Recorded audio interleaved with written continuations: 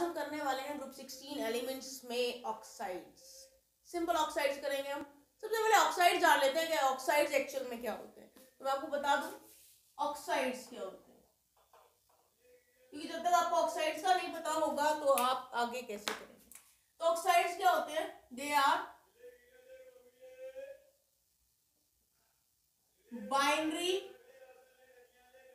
compounds of oxygen with another elements।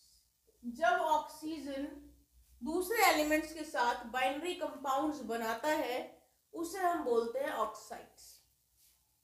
तो मैं बता दूं कि ऑक्सीजन जो होता है, ऑक्सीजन रिएक्ट करता है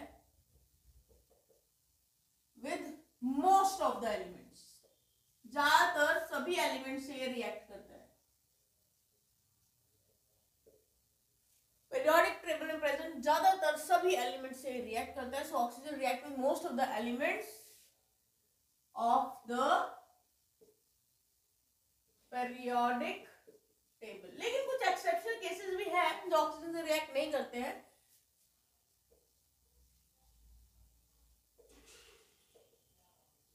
Except a few cases like some metals, जैसे कि gold, platinum, like some noble gases, वो भी रिएक्ट नहीं करती। कुछ नोबल गैसेस भी रिएक्ट नहीं करती ऑक्सीजन से और ऑक्साइड्स नहीं बनाती। तो ऑक्साइड्स जो होते हैं वो वाइड वैरायटी के, they are wide variety of oxides. तो ऑक्साइड्स इतने सारे एलिमेंट्स पीरियोडिक टेबल के ऑक्साइड्स बना रहे हैं तो हम कह सकते हैं देयर इज अ वाइड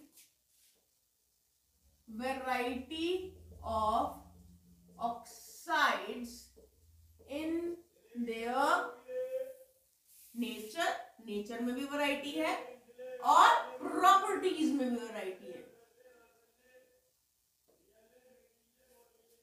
तो इस तरह से आपको मैंने बता दिया ऑक्सीजन किस तरह से ऑक्साइड्स बनाता है। जो ऑक्साइड्स के केसेस के अंदर ऑक्सीजन जो होता है उसकी ऑक्सीडेशन स्टेट क्या होगी? फिर oxidation state of oxygen in oxides is always -2। तो ये जान लीजिए ऑक्सीडेशन स्टेट जो ऑक्सीजन की होगी ऑक्साइड्स के अंदर वो हमेशा -2 होगी। अब हम आ जाते हैं टाइप्स पे ऑक्साइड्स के। तो ऑक्साइड्स जो होते हैं, ऑक्साइड्स में बी सिंपल हो सकते हैं ऑक्साइड्स, जैसे कि MgO सिंपल ऑक्साइड है, Al2O3 ये भी सिंपल ऑक्साइड्स है। और ये हो सकते हैं मिक्स्ड भी, सिंपल के अलावा मिक्स्ड भी हो सकते हैं ऑक्साइड्स। और मिक्स्ड में कौन कौन से आ सकते हैं? मिक्स में आपके आ जाएंगे Pb3O4,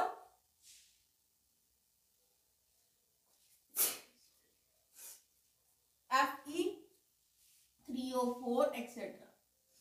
ये आ सकते हैं आपके मिक्स ऑक्साइड में। मैंने आपको दोनों तरह के ऑक्साइड्स बता दिए हैं। अब हम यहाँ पे स्पेसिफिकली डिस्कस करने वाले हैं सिंपल ऑक्साइड्स। तो स्टार्ट करते हैं, सिंपल ऑक्साइड्स डिस्कस करते हैं।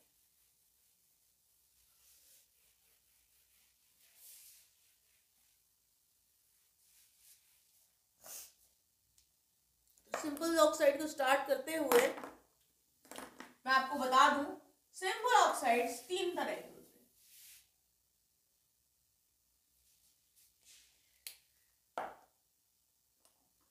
सिंपल ऑक्साइड्स होंगे acidic,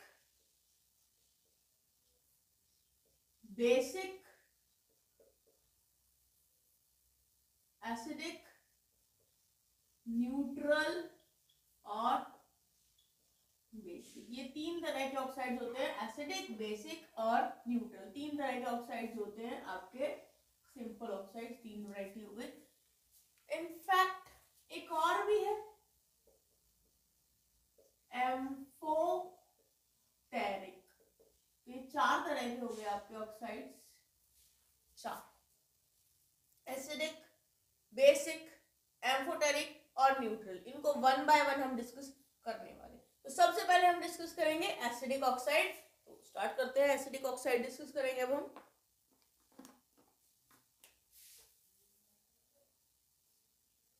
acidic oxides,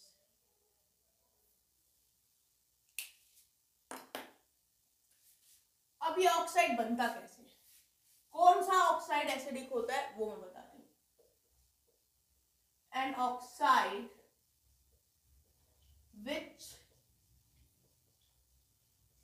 combines with water to give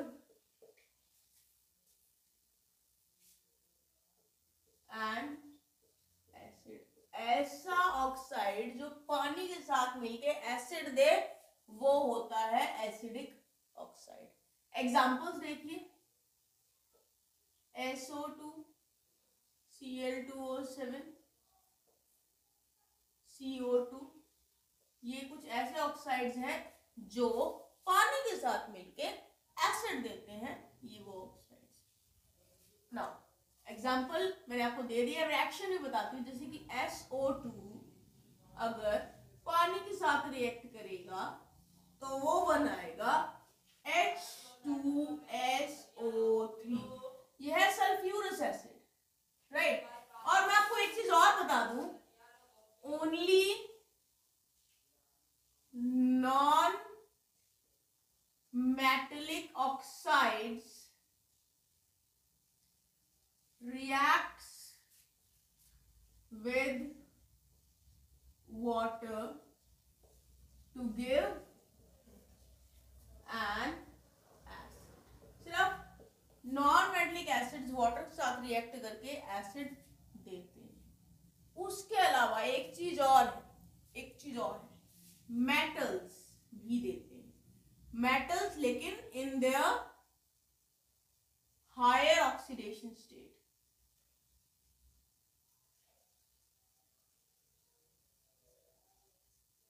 metals अपनी हायर ऑक्सीडेशन स्टेट में रिएक्ट करते हैं वाटर के साथ टू गिव एन एसिड। या फिर मेटल्स अपनी हायर ऑक्सीडेशन स्टेट के अंदर एसिडिक बिहेवियर शो करते हैं। एग्जांपल देखिए, जैसे Mn2O7, CrO3, उसके अलावा V2O5, ये कुछ ऐसे मेटल्स हैं जो अपनी हायर ऑक्सीडेशन स्टेट के अंदर एसिडिक बिहेवियर शो करते हैं। इसके बाद हम आ जाते हैं नेक्स्ट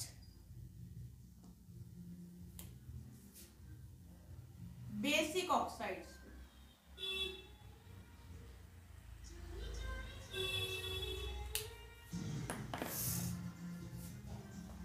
बेसिक ऑक्साइड्स क्या होते हैं? An oxide which combines with water to give a base। ऐसे ऑक्साइड जो पानी के साथ जुड़ के बेस दे वो बेसिक ऑक्साइड्स होते हैं। एग्जाम्पल देखिए, एग्जाम्पल आपका Na2O हो गया, CaO हो गया, BaO हो गया। ये कुछ एग्जाम्पल्स हैं जो ऐसे ऑक्साइड्स हैं जो वाटर के साथ रिएक्ट करके बेचते हैं। अब इनका मैं एग्जाम्पल जो मैंने आपको दिए हैं उसकी रिएक्शन भी शो करूंगी। जैसे मान के चलिए कैल्शियम ऑक्साइड मैंने ले लिया, उसको मैंने पानी में घोला तो ये बनाता है कैल्शियम हाइड्रोक्साइड जो कि एक बेस। एक और चीज बता दूं मैं, मेटेलिक ऑक्साइड्स जो होते हैं are basic in nature. Metallic oxides basic nature के होते हैं, बेसिक नेचर बिहेवियर शो करते हैं। अब ये तो ऑक्साइड्स हो गए हमारे, एसिडिक हो गया है, बेसिक हो गया है। अब हम पढ़ेंगे पहले एम्फोटेरिक ऑक्साइड पढ़ेंगे, अब हम पढ़ने वाले हैं एम्फोटेरिक ऑक्साइड्स।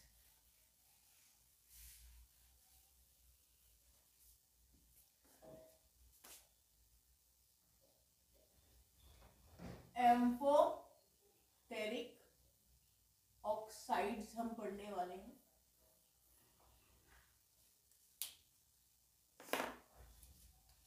अब एम्फोटेरिक ऑक्साइड्स में देखिए कैसे होंगे amphoteric oxides. Like some oxides have dual behaviour. कुछ ऑक्साइड्स का ड्यूअल बिहेवियर होता है, इसका मतलब वो शो करते हैं basic as well as acidic behavior। वो बेसिक और एसिडिक दोनों बिहेवियर शो करते हैं। एम्फोटेरिक है, ड्यूअल बिहेवियर है, तो एसिडिक बेसिक दोनों बिहेवियर वो शो करेंगे। अब मैं यहाँ पर रिएक्शन बताऊंगा।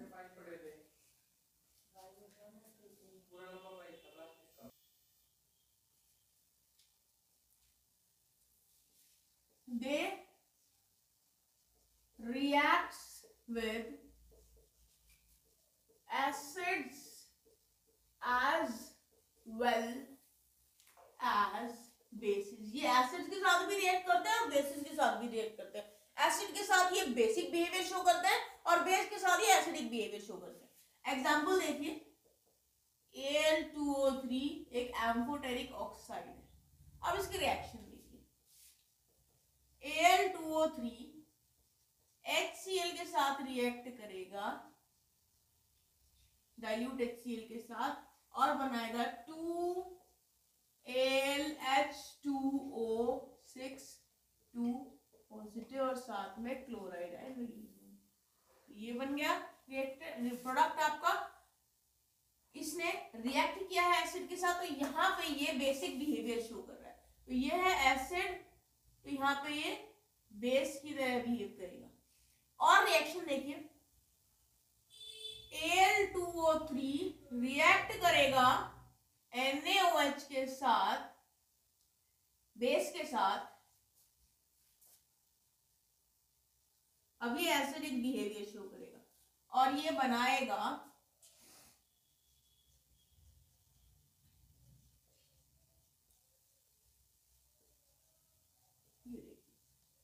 ये इसने प्रोडक्ट बनाया है। तो यहाँ इस रिएक्शन में ये एसिडिक बिहेवियर शो कर रहा है, इसमें ये बेसिक बिहेवियर शो कर रहा है, तो दोनों ही तरह का बिहेवियर शो करता है। That's why it is an amphoteric oxide. अब नेक्स्ट और लास्ट पढ़ते हैं हम neutral oxides. As the name indicate, neutral oxides मतलब क्या हुआ, विच neither reacts with acids nor bases। ना तो एसिड के साथ रिएक्ट करते हैं ना बेसिस के साथ रिएक्ट करते हैं, इसलिए न्यूट्रल ऑक्साइड्स है। एग्जांपल देखिए, water H2O, NO nitric oxide, carbon monoxide, ये कुछ एग्जाम्पल है। ऐसे ही N2O, ये कुछ एग्जाम्पल्स हैं जो कि न्यूट्रल ऑक्साइड्स हैं, जो ना तो एसिड के साथ रिएक्ट करते हैं ना वो बेसिस के साथ रिएक्ट करते हैं। तो ये आपके चारों के चारों हो गए हैं टाइप्स ऑफ सिंपल ऑक्साइड। जैसे कि मैंने स्टार्टिंग में आपको बताया था, दो तरह के ऑक्साइड्स होते हैं, सिंपल ऑक्साइड्स और mix oxide.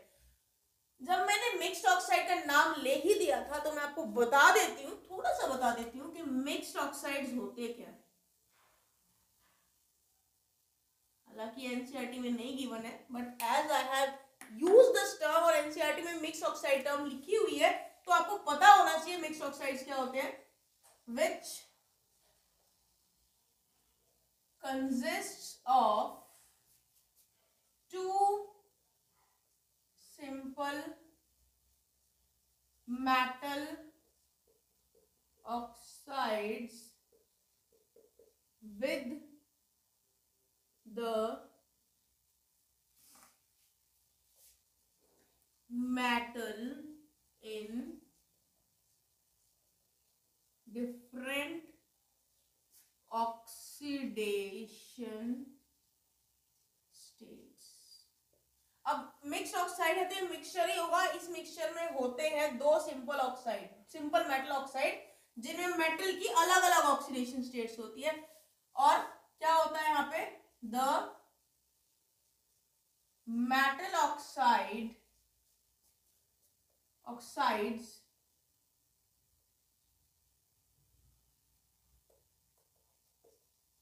shows properties of both the metal oxides. तो जो ये मिक्स ऑक्साइड बनेगा ये दोनों ही मेटलिक ऑक्साइड की प्रॉपर्टी शो करेगा जिससे जुड़ के, जिसके मिक्सचर से वो बना। अब एग्जांपल देखिए, जैसे कि आपका PbO4 है, ये एक मिक्स्ड ऑक्साइड है। ये किसका मिक्सचर है, ये मिक्सचर है PbO और PbO2 का। ऐसे ही Fe3O4 जो मेटलिक ऑक्साइड है, एक मिक्स ऑक्साइड है, ये मिक्सचर है Fe2O3 और FeO का। तो ये हो गए आपके सिंपल ऑक्साइड्स और मेटलिक ऑक्साइड्स, दोनों बता दिए मैंने आपको। अब हम नेक्स्ट टॉपिक पे आ जाते हैं। हमें नेक्स्ट टॉपिक जो पढ़ना है वो है ozone. Now we are going to discuss about ozone.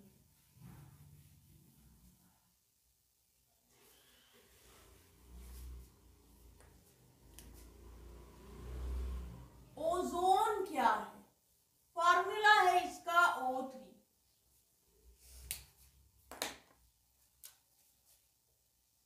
Ozone एक एलोट्रॉपिक फॉर्म है ऑक्सीजन की। You know very well, it is too reactive to remain in the atmosphere at sea level। इतना ज्यादा रिएक्टिव है कि सी लेवल पे ये टिकता ही नहीं है, रिएक्ट कर लेता है। एंड बनता कहाँ है, naturally it is formed at a height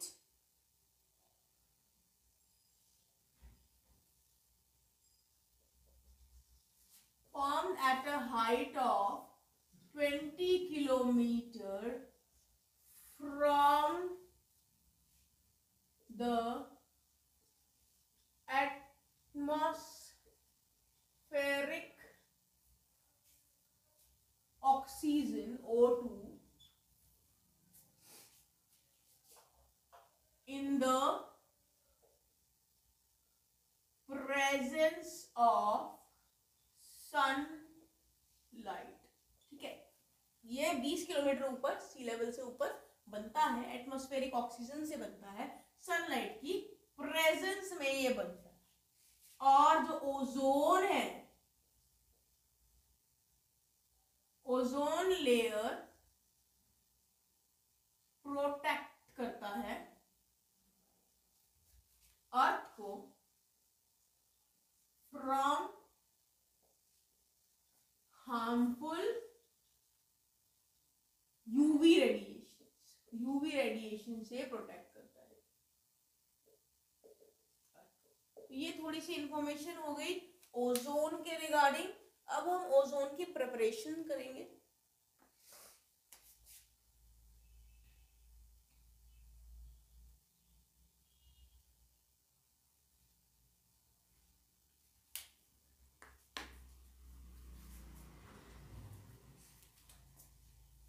now when a slow dry stream of oxygen is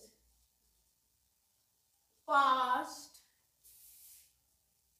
through a silent electric discharge, conversion of O2 to O3 occurs. कितनी परसेंटेज? 10%। तो जब स्लो ड्राई स्ट्रीम ऑक्सीजन की पास की जाती है silent electric discharge से, तब oxygen ozone में कन्वर्ट होता है, वो भी 10%। साइलेंट इलेक्ट्रिक डिस्चार्ज क्या होता है? साइलेंट मतलब इनऑडिबल इलेक्ट्रिक डिस्चार्ज होता है, हाई वोल्टेज का इलेक्ट्रिक डिस्चार्ज होता है जिसकी आवाज सुनाई नहीं देती, इनऑडिबल होता है, राइट। तो तब आपका ओजोन बनता है ऑक्सीजन से। तो यहां जो प्रोडक्ट बना उसे हम बोलते हैं ओजोनाइज्ड ऑक्सीजन। इसे हम बोलेंगे ओजोनाइज्ड ऑक्सीजन। रिएक्शन में लिख देती हूं, क्या रहेगी इसकी रिएक्शन? इसकी रिएक्शन रहेगी 3O2 विल गिव 2O3, और यहां पे एंथैल्पी होगी 298 केल्विन पे plus 142 kilo joule plus 142 kilo joule per mole, ये इसकी रहेगी एंथैल्पी। तो ये रिएक्शन है, एनर्जी एब्जॉर्ब होगी, प्लस साइन है इसीलिए। अब क्वेश्चन ये आता है why silent electric discharge is used. क्यों साइलेंट इलेक्ट्रिक डिस्चार्ज यूज किया गया है? क्वेश्चन ये है क्यों हमने साइलेंट इलेक्ट्रिक डिस्चार्ज को यूज किया है। तो इस क्वेश्चन का आंसर है मेरे पास। आंसर देखिए, since the formation of ozone is endothermic. Endothermic है फॉर्मेशन, देखिए प्लस साइन है, बताया था एंडोथर्मिक है। Since the formation of ozone is endothermic, silent electric discharge is used to prevent its decomposition। तो ये जान रखिए, साइलेंट इलेक्ट्रिक डिस्चार्ज से डिकम्पोजिशन प्रिवेंट होगा। अगर साइलेंट इलेक्ट्रिक डिस्चार्ज नहीं यूज करेंगे तो क्योंकि ये एंडोथर्मिक प्रोसेस है, एनर्जी एब्जॉर्ब कर रहा है, तो ये क्या करेगा, ये डिकम्पोज हो जाएगा, वापस से ऑक्सीजन में कन्वर्ट हो जाएगा। तो उसे प्रिवेंट करने के लिए साइलेंट इलेक्ट्रिक डिस्चार्ज को यूज किया जाता है। एक और चीज, अगर हमें 10%, क्योंकि यहाँ पे हमें सिर्फ 10% मिल रहा है, अगर हमें 10% से ज्यादा चाहिए ओजोन की कंसंट्रेशन, तो हम क्या करें? सो लिख देखिए, टू ऑब्टेन, या फिर हम कह सकते हैं कि if concentration of ozone more than 10% is required, a battery of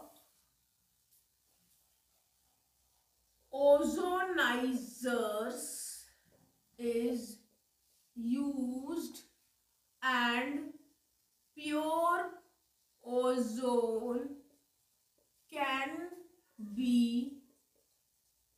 condensed in a vessel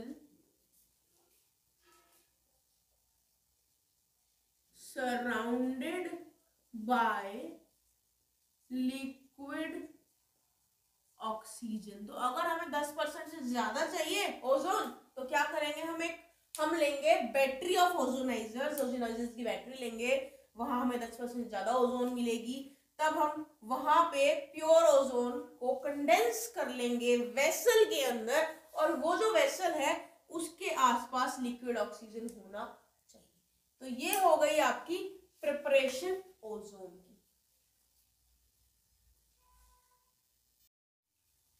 now we are going to do the properties. सबसे पहले फिजिकल प्रॉपर्टीज करेंगे ओजोन की। तो देखिए physical property,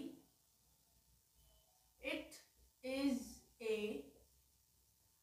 pail blue gas with characteristic smell. इसकी खुद की एक कैरेक्टरिस्टिक स्मेल होती है और ये पेल ब्लू कलर की गैस होती है। उसके अलावा in small concentration it is harmless, but if the concentration rises above 100 ppm, मतलब कि पार्ट्स पर मिलियन, 100 पार्ट पर मिलियन से ज्यादा अगर इसकी कंसंट्रेशन बढ़ जाती है, then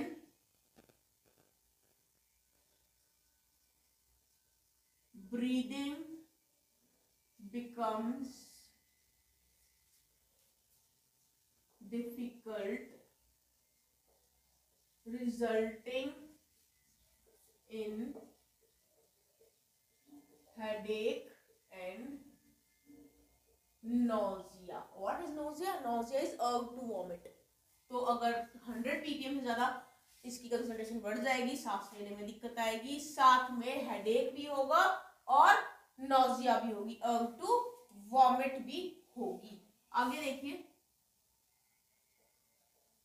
व्हेन कूल्ड, अगर इसको ठंडा कर देते हैं in liquid air, liquid air में अगर इसको कूल किया जाएगा, प्योर ओजोन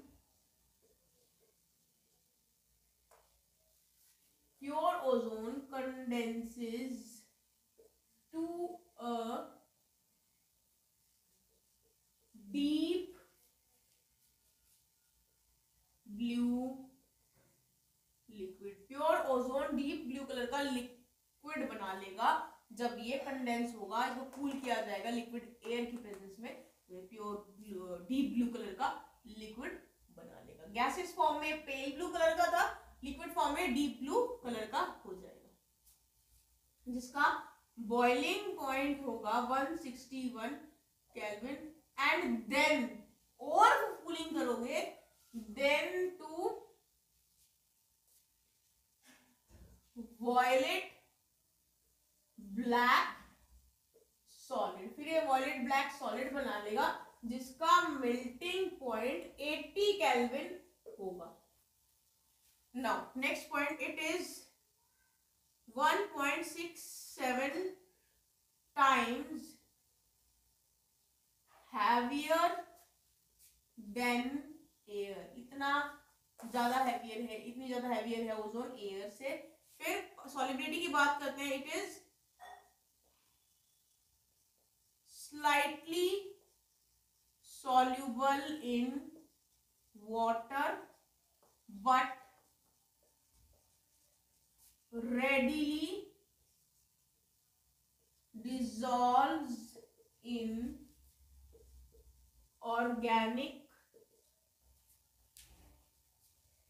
सॉल्वेंट्स। पानी में कम सॉल्युबल है, ऑर्गेनिक सॉल्वेंट में फटाफट डिसॉल्व हो जाती है, जैसे कि ग्लेशियल एसिटिक एसिड या कार्बन टेट्राक्लोराइड हो गया, इनमें फटाफट से घुल जाते हैं।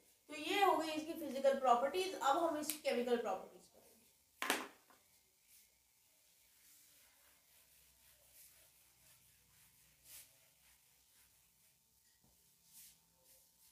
Next we are going to discuss about the chemical properties. तो सबसे पहले केमिकल प्रॉपर्टीज में जो हम डिस्कस करने वाले हैं वो हम पढ़ेंगे इसका न्यूट्रल नेचर। ये है नेचर से न्यूट्रल, मतलब it is neither acidic nor basic. ना एसिडिक है ना बेसिक है। Does not turn, does not change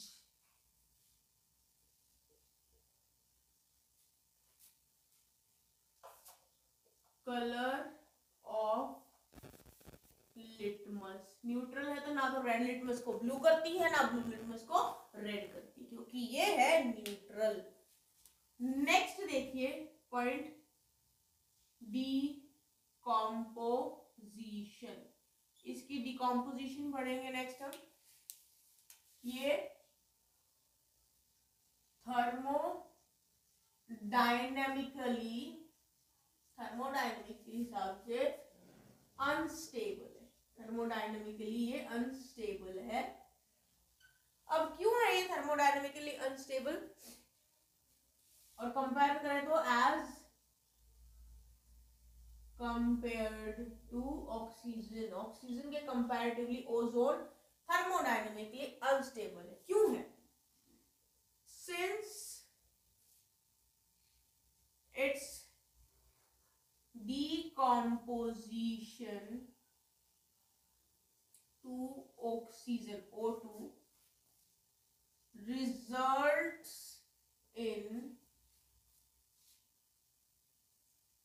liberation of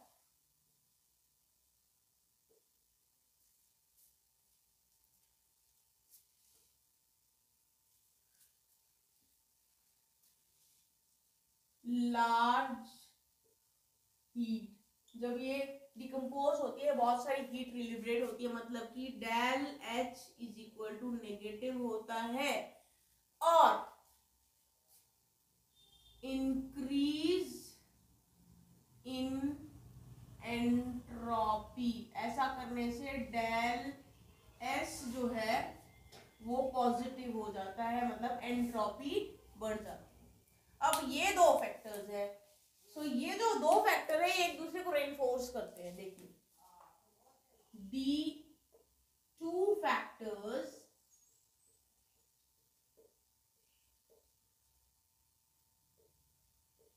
reinforce each other resulting in large negative del G.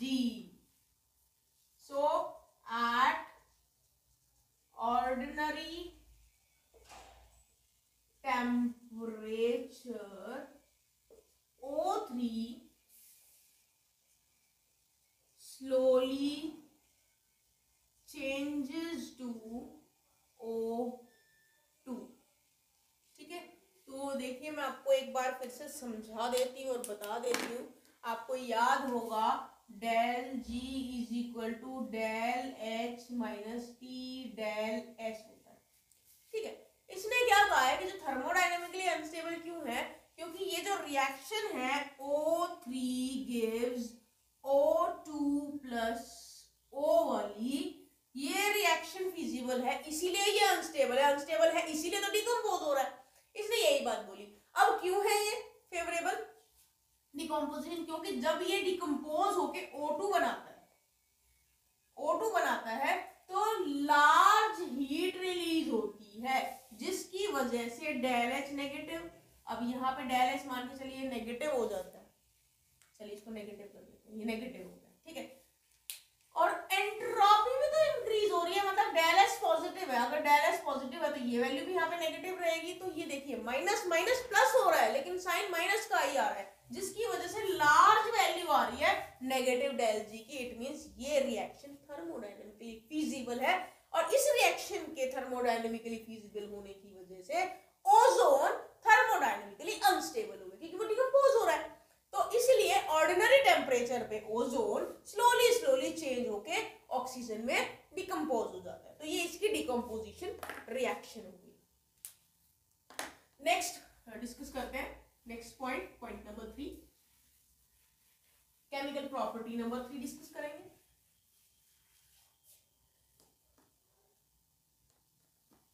Chemical property third जो हम डिस्कस करने वाले हैं वो है ऑक्सीडाइजिंग एजेंट। अब ओजोन जो है ऑक्सीडाइजिंग एजेंट है, क्यों है? Due to the ease with which it releases nascent oxygen on decomposition, या फिर खुद ब खुद भी nascent oxygen रिलीज कर लेता है। It is powerful oxidizing agent। ठीक है, अब रिएक्शन में फिर से एक बार लिख देती हूँ ताकि आपको याद आ जाए कि मैं क्या कह रही हूँ। अभी अभी पढ़ा है O3 अपने आप O2 बना लेता है और नेसेंट ऑक्सीजन रिलीज करता है। क्योंकि ये नेसेंट ऑक्सीजन रिलीज करता है, इस वजह से ये एक पावरफुल ऑक्सीडाइजिंग एजेंट है। ठीक है, क्या क्या करता है? It oxidises lead sulphide to lead sulphate. देखिए रिएक्शन देखिए, PbS लेड सल्फाइड को ozone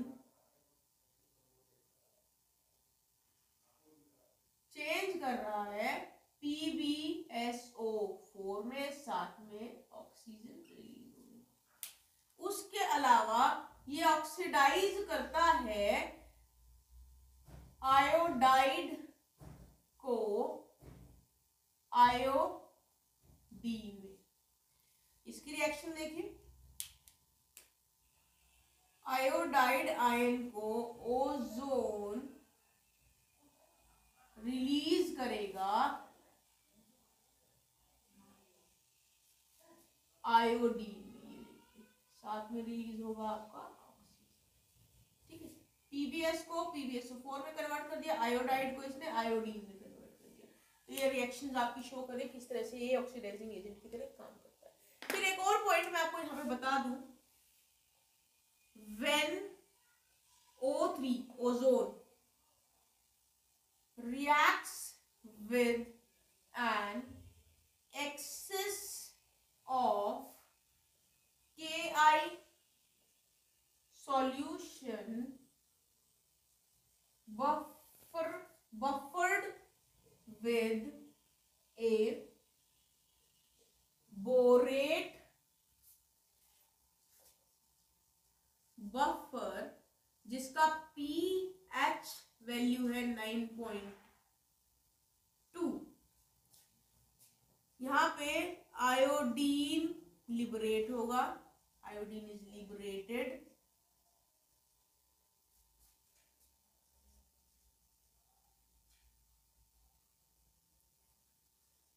quantitatively, which can be titrated against a standard solution of sodium thiosulfate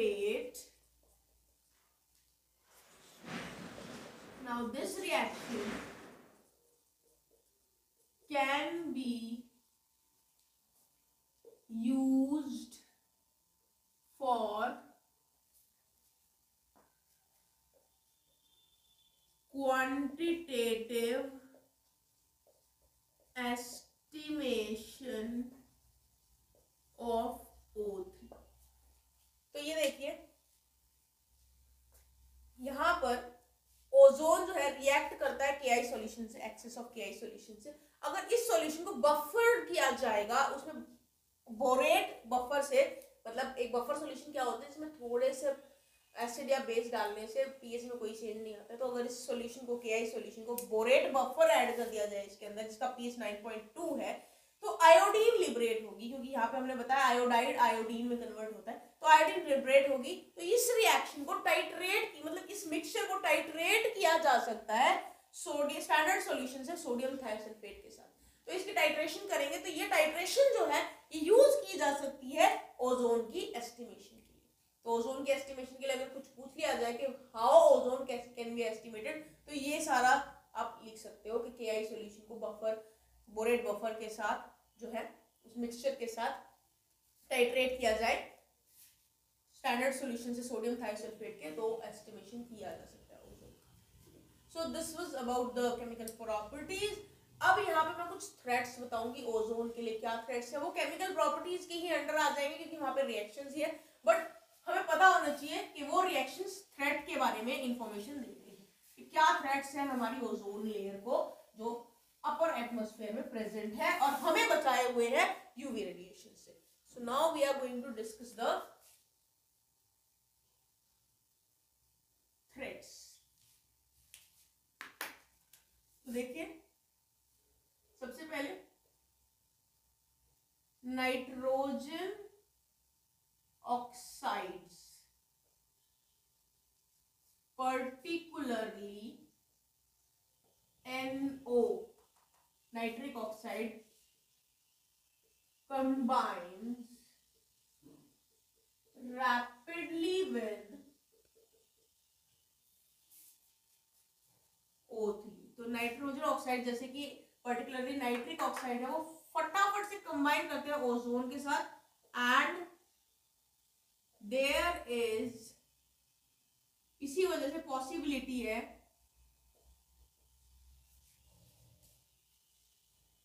that nitric oxide emitted from exhaust systems of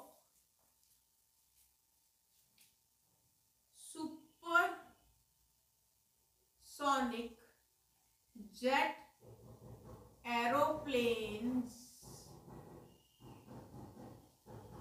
might be slowly depleting the ozone in upper atmosphere। तो reaction लिख देती हूँ मैं, फिर आपको समझा देती हूँ क्या सीन है यहाँ पे।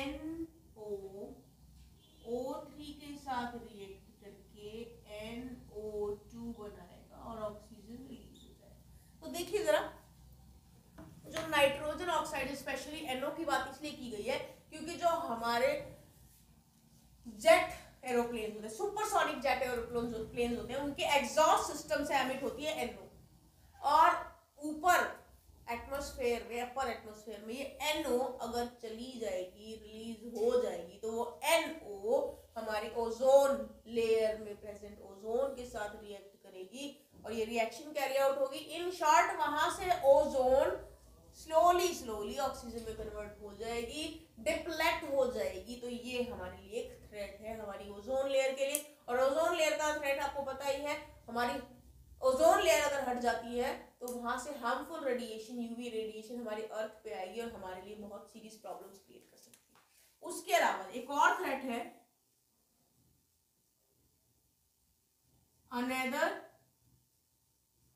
threat to O3 is the use of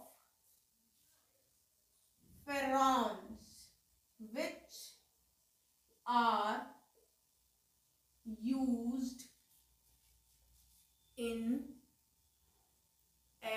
ozone sprays and as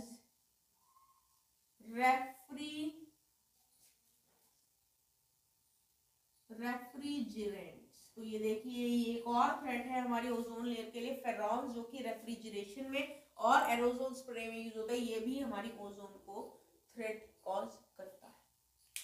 आगे बढ़ते हैं, ये थ्रेट्स हो गई, केमिकल प्रॉपर्टीज हो गई। अब हमें पढ़ना है स्ट्रक्चर ऑफ ओजोन।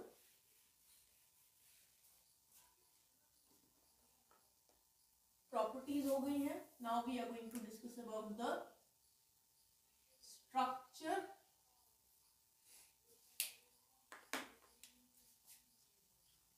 ये देखिए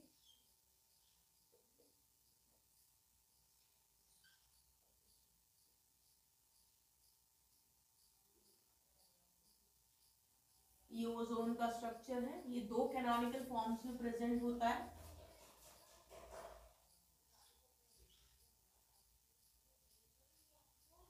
देखिए, और इन तीनों का रेजोनेंस हाइब्रिड बनता है, ये जो अभी बनाने वाली हूं।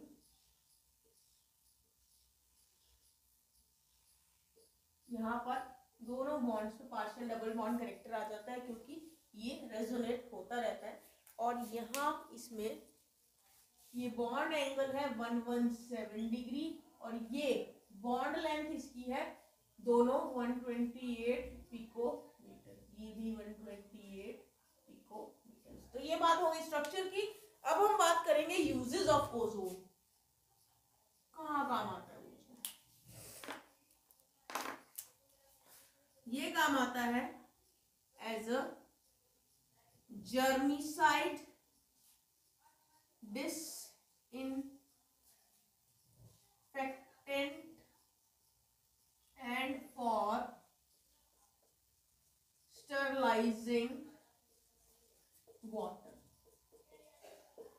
उसके अलावा ये काम आता है फॉर ब्लीचिंग आइवरी, आइवरी हाथी दांत बोलते हैं इसे, ऑयल्स, फ्लोर और स्टार्च वगैरह को ब्लीच करने के भी काम आता है।